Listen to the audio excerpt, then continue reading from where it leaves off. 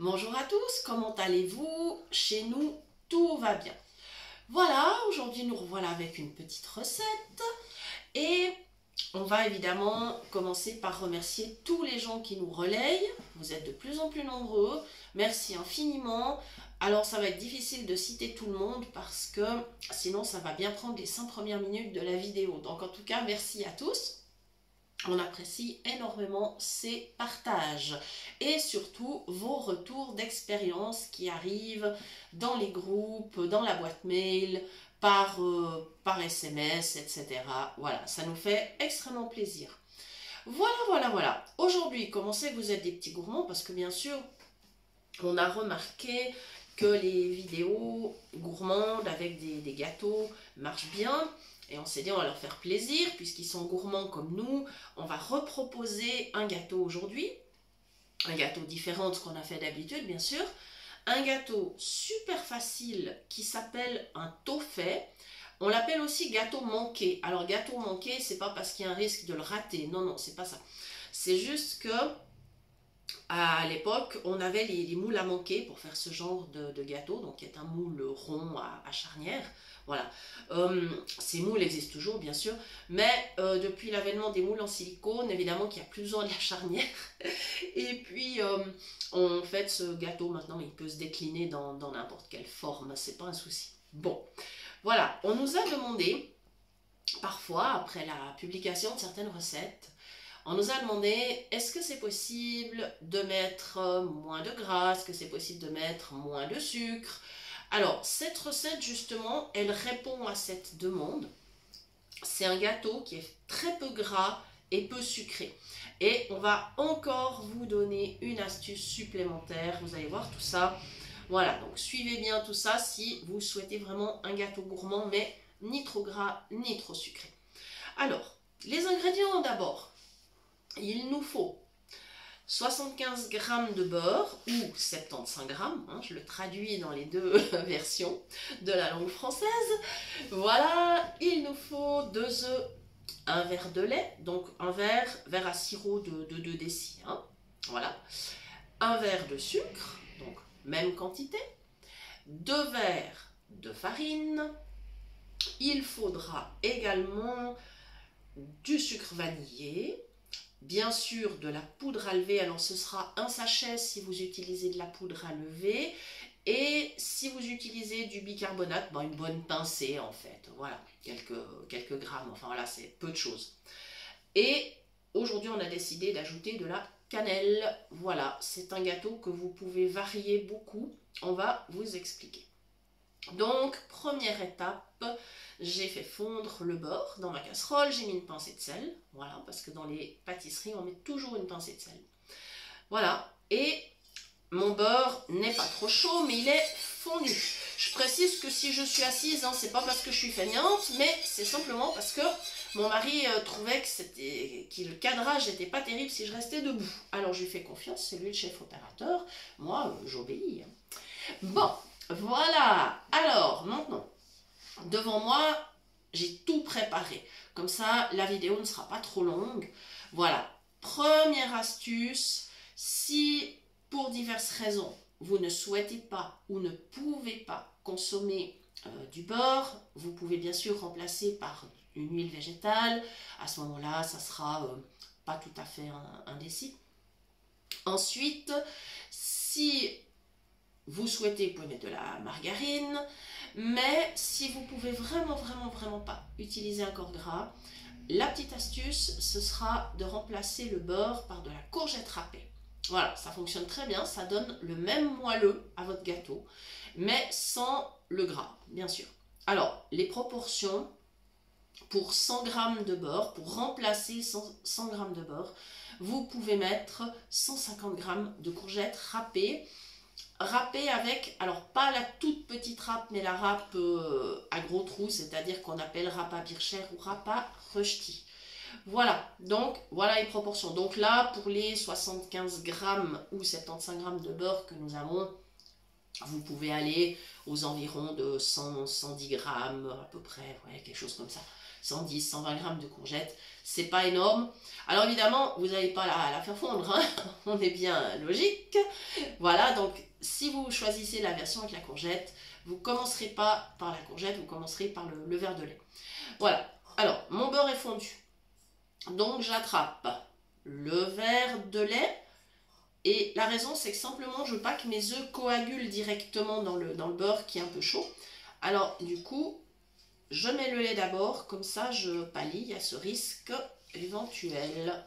Voilà. Le verre de lait, c'est bon. Voilà, voilà. Bon, je vais directement aussi mettre le verre de sucre qui est juste à côté. Voilà. Le mieux, c'est de tout préparer à l'avance, bien s'organiser. Ça facilite grandement la vie. Voilà. Et là, je commence déjà à remuer. Voilà. C'est super parce que mon sucre, il va fondre. Voilà. Donc, on n'aura pas dans la pâte cette sensation de sucre qui craque. Il sera bien mélangé. Bien incorporé. Voilà. Alors, c'est vraiment un gâteau super vite fait, super facile. Et à mesurer, ben voilà, c'est simple, hein, parce que c'est uniquement avec des verres. Il y a juste au niveau du beurre. Alors, si vous avez un doute, la proportion de beurre, ça correspond à 5 cuillères à soupe. Voilà. Hein, comme ça, vous le savez. Vous faites fondre du beurre, vous comptez 5 cuillères à soupe. Et ça fonctionne. Ou alors, je ne sais pas si vous avez peut-être des repères sur votre petite plaquette de beurre pour savoir quelle quantité couper. Voilà. Voilà. Voilà. Bien.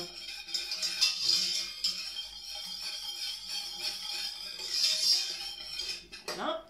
Et maintenant mes œufs qui sont dans un bol, mes 2 œufs que j'ajoute toujours. Alors vous remarquerez que je suis toujours avec ma casserole, hein, j'ai pas transvasé le beurre dans un autre récipient, ce serait parfaitement inutile. On essaye d'aller au plus simple. Voilà. Ça me fera juste un peu de vaisselle avec mes verres parce que comme j'ai tout préparé d'avance, mais c'est pas grave. Hein. C'est pas non plus une longue corvée de nettoyer 4 mètres. Hein. C'est pas un souci. Là, je suis en train de battre mes œufs. Et comme il y a déjà le lait, forcément, les œufs, eh bien, ils se défendent très facilement. Ça, on sent avec le poignet. Voilà.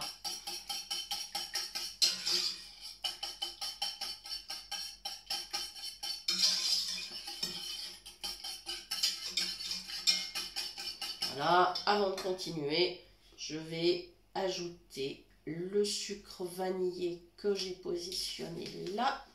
Alors j'ai bien pris mes repères avant de commencer.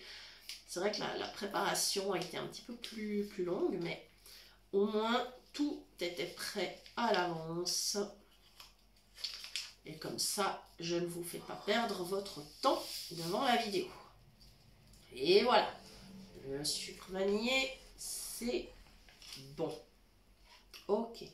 Maintenant, de la cannelle. Alors évidemment, vous pouvez mettre autre chose, hein. Il n'y a pas de souci.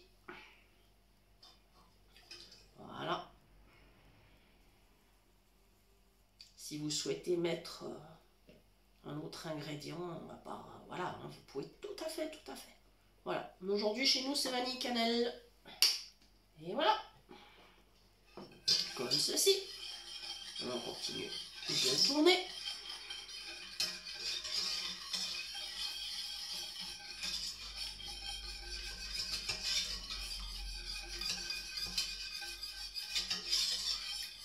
Voilà.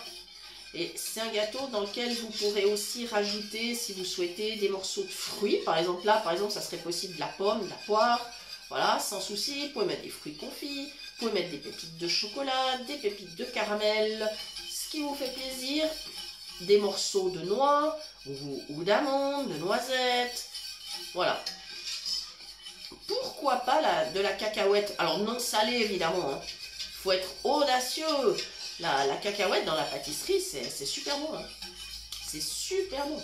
Il n'y a qu'à voir les fameux cookies, là, chocolat, cacahuète. D'ailleurs, je pense qu'un de ces jours, on va vous donner la recette, sûrement, parce qu'on est déjà en train de vous faire saliver. Non, bah dites pas non. Oh, je sais que vous êtes en train de saliver, là, dans votre vidéo.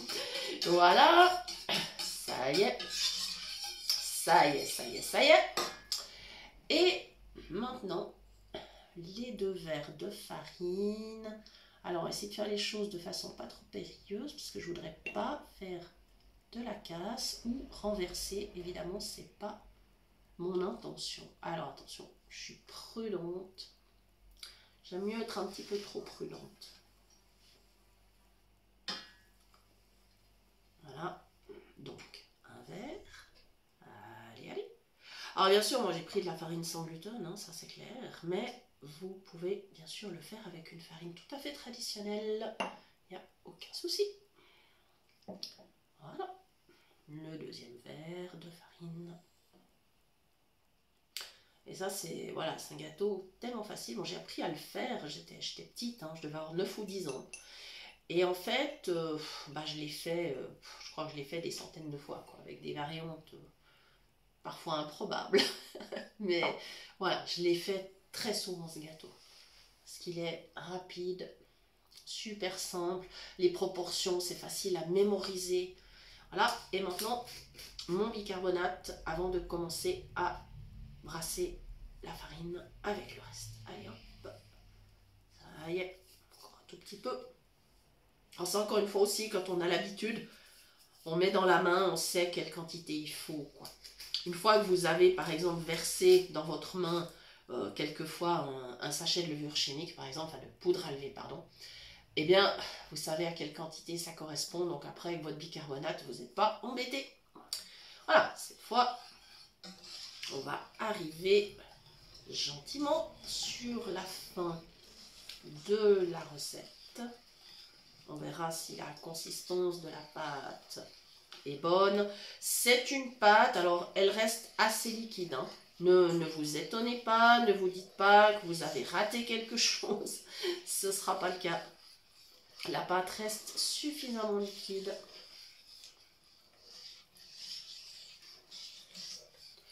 Voilà. Puis si vous avez un super robot, voilà, vous pouvez même mettre tout dedans et mettre en route. C'est encore plus facile. Et comme vous le savez, moi j'aime faire à la main. La plupart du temps, j'aime faire à la main. Et puis, je prends compte aussi, bien sûr, des personnes qui n'ont pas de robot. Donc, ça serait injuste si je donnais que les astuces avec les robots. Donc, voilà. Je mets la main à la pâte, c'est le cas de le dire. Pardon, aujourd'hui je suis d'humeur un petit peu taquine, je suis de très bonne humeur d'ailleurs. Voilà.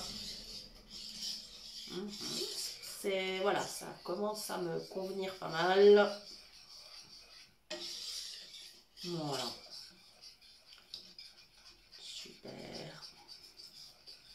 Voilà, ben, je sais pas combien de temps a duré la vidéo, mais vous voyez, c'est vite fait. Il va simplement après suffire de mettre la pâte dans le moule. Donc comme on fait d'habitude, hein, comme je vous explique toujours, vous mettez bien votre récipient au bord du moule, vous basculez tout doucement, vous faites attention que le moule soit bien stable. Voilà. Et après, au four à 180 degrés pendant 50 minutes. Après 50 minutes, vous vérifiez la cuisson. S'il faut, vous prolongez de 5 minutes. Voilà, la cuisson, bah, elle est ok quand la lame du couteau ressort sèche. Hein, voilà. S'il y a encore de la pâte sur votre couteau quand vous ressortez la lame, c'est que c'est pas cuit. Donc vous remettez 5 minutes. Voilà, tout simplement. Et je vous rappelle évidemment que si vous utilisez un moule en silicone, vous ne piquez pas avec un couteau pointu.